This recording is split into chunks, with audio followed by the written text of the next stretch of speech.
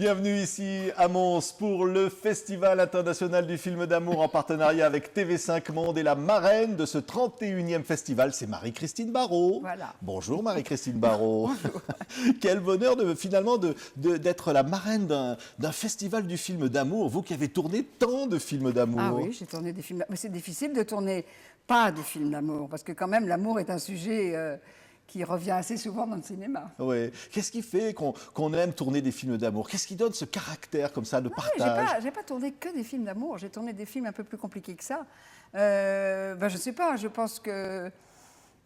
Je pense que l'amour fait partie de la vie, que tout le monde en rêve, que tout le monde le connaît plus ou moins d'ailleurs. Il y a une injustice devant ce sujet-là.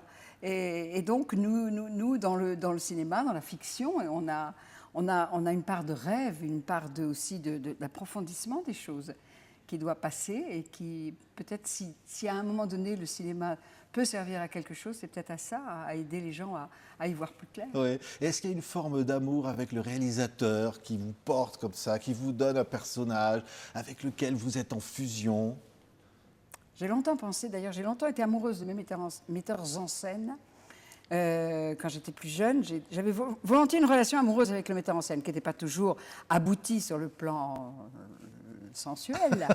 Mais j'ai toujours pensé que c'était un peu... Il y avait le metteur en scène, l'actrice, et leur enfant, c'était le film. Et c'est une très belle relation. Et alors, une des plus réussies dans le genre, c'est celle que j'ai eue avec un metteur en scène belge, André Delvaux, quand nous faisions ce film « Femme entre chien et loup », qui est un film magnifique. Et le rôle que je faisais était vraiment le rôle porteur du film, le symbole du film. Cette femme était l'image de la Belgique que j'incarnais. Et avec André Delvaux, il y a eu comme ça une fusion. Il n'y a pas eu d'amour autre que dans la créativité, mais on a vraiment fait quelque chose ensemble qui était de l'ordre de l'accouchement d'un enfant. Ouais. Et alors, quand vous étiez petite fille, vos souvenirs de cinéma qui vous ont peut-être donné envie finalement de faire ce métier. Alors je vous arrête tout de suite que je n'ai aucun souvenir de cinéma enfant. Je n'allais jamais au cinéma. C'est vrai. Ma mère considérait que le cinéma était un lieu de perdition et je n'avais pas le droit d'y aller, et je n'avais pas la télévision, Je suis arrivée à l'âge de 18 ou 19 ans en connaissant l'amour à travers les livres, à travers les textes de théâtre, la poésie, mais pas le cinéma. Le cinéma est arrivé très tard, quand j'étais quasiment adulte. Et vous avez découvert quoi? Au cinéma, l'amour au cinéma, les grands films d'amour? C'était les films américains? C'était quoi? Des héroïnes? C'était quoi? Oh, un peu les films américains, oui, un peu, mais plutôt les films européens. Moi, je suis très européenne. Je ne saurais pas vous dire, parce qu'ils sont arrivés d'un coup. Vous savez, je n'ai pas eu le temps de rêver, puisque ils sont arrivés presque quand j'ai commencé déjà à être actrice. Oui. Mais le cinéma m'a jamais fait beaucoup rêver, parce que j'y allais pas. Et ma vie a très vite été aussi intéressante que les films que j'allais voir. Puisque quand on est adolescent, on rêve au cinéma, mais on n'a pas encore beaucoup vécu de choses. Donc le cinéma vous apporte des informations. Mais quand vous commencez à aller au cinéma alors que vous-même portez déjà beaucoup de choses dans votre propre existence, le cinéma ne vous fait pas rêver, il vous fait plutôt réfléchir. Oui. Et alors il y a un cinéma vérité, c'est évidemment la nouvelle vague. Là vous êtes à l'affiche de L'Art de la fugue.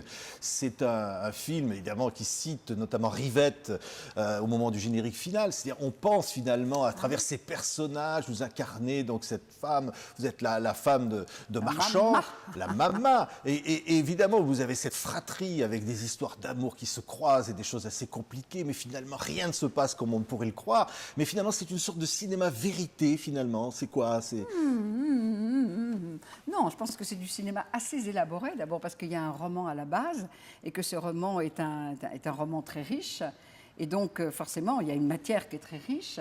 C'est pas du cinéma vérité. Bon, c'est du cinéma qui parle des relations sentimentales entre les gens à travers un certain quotidien. On n'est pas dans Anna Karénine, on n'est pas dans je sais pas, Autant n'importe le vent, on n'est pas dans des choses comme ça très romanesques.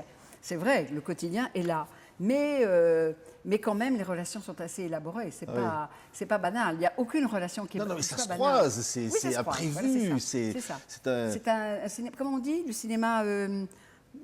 quand il y a plusieurs personnages comme ça, je sais. C'est choral. Choral. Ah, exactement. Choral.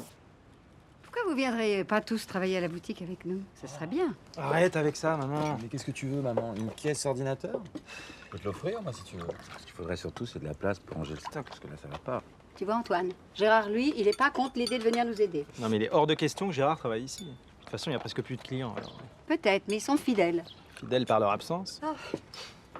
Et vous avez un Guy Marchand de Marie qui est quand même pas simple, hein. Il est insupportable, Vraiment. vous voulez dire. J'aurais jamais supporté un mari comme ça plus de 10 minutes. Mais c'est ça qui est bien. Et je n'aurais jamais supporté non plus d'être la mère que je suis dans le film.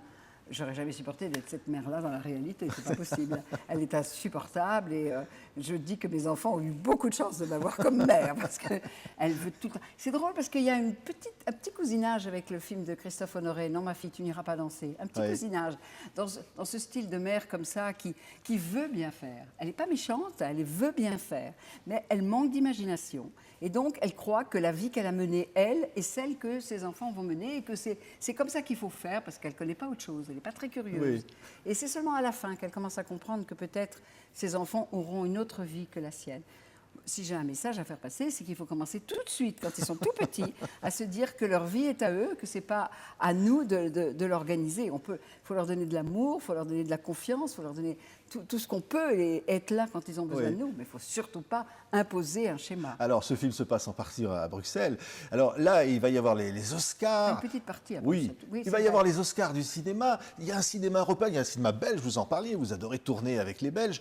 Il y a finalement un cinéma original, authentique, un cinéma d'auteur ici en Belgique qui existe. Vous qui aviez été nominé aux Oscars en 1975, vous pensez évidemment à ceux qui sont fébriles et qui attendent finalement cette consécration. Mais on peut faire du cinéma d'auteur, on peut faire comme ici, comme ça en Belgique, un cinéma qui réinvente à chaque fois les Ben, choses. j'espère.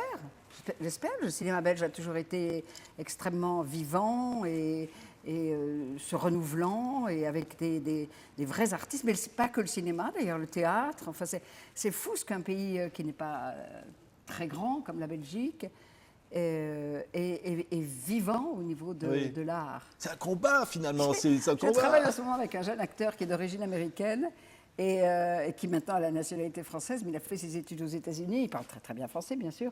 Et on travaille sur une pièce de théâtre sur Marguerite Yourcenar. Et l'autre jour, on parlait des acteurs français. Il disait, même moi, on lui disait, tu connais pas les acteurs français. Il dit, de toute façon, les bons acteurs français, on m'a toujours dit, ils sont belges.